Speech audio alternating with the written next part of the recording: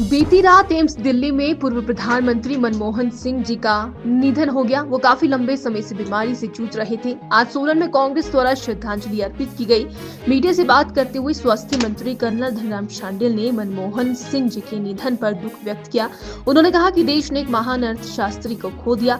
मनमोहन सिंह जी एक दूरदर्शी सोच वाले प्रधानमंत्री थे। बतौर प्रधानमंत्री उनका कार्यकाल देश के मजदूरों के लिए वरदान साबित हुआ, जिसका उदाहरण आज हमारे सामने मनरेगा योजना है। उन्होंने कहा, मनमोहन सिंह जी को हम हमेशा याद रखेंगे। पिछले कल एक बहुत बड़े महान व्यक्तित्व का निधन हुआ है, हमारे से विदाई हुई है।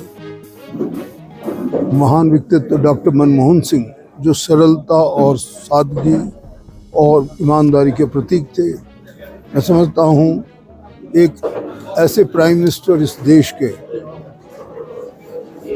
जिन्होंने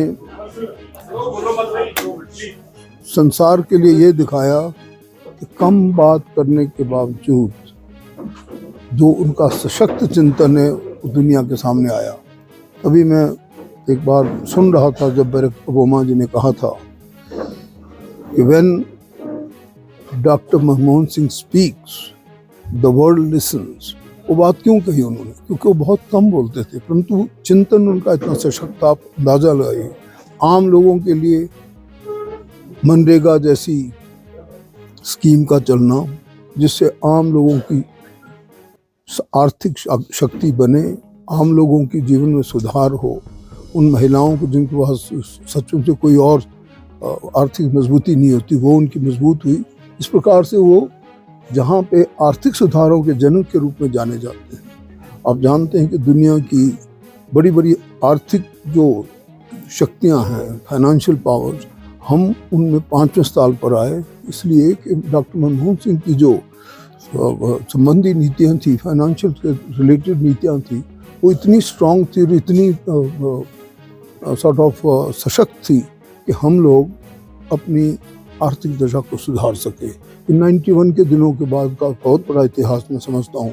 डॉक्टर मनमोहन सिंह को हमेशा के लिए याद किया जाएगा। उन्होंने हमारे प्रदेश के लिए भी बहुत कुछ किया है। सेंट्रल यूनिवर्सिटी उन्हीं की दी देन है।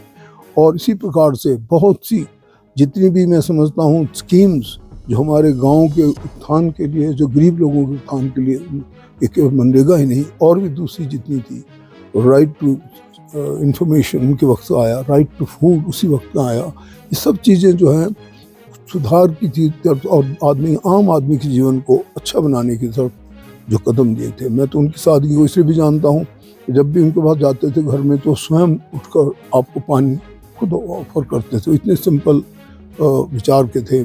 हमें याद है वो दिन जब मई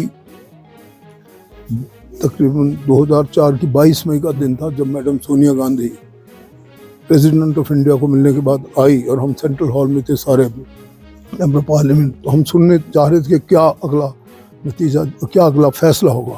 तो उनका फैसला यही था कि अब अगले प्राइम मिनिस्टर हमारे डॉक्टर मनमोहन सिंह होंगे। मैं समझता हूँ उस वक्त से लेकर और लगभग 10 साल तक उन्होंने एज ए प्राइम मिनिस्टर काम किया। और अब मैं समझता हूँ एक देश ने बहुत बड़ा हीरा, एक बहुत बड़े एक अच्छे इंसान को खोया है।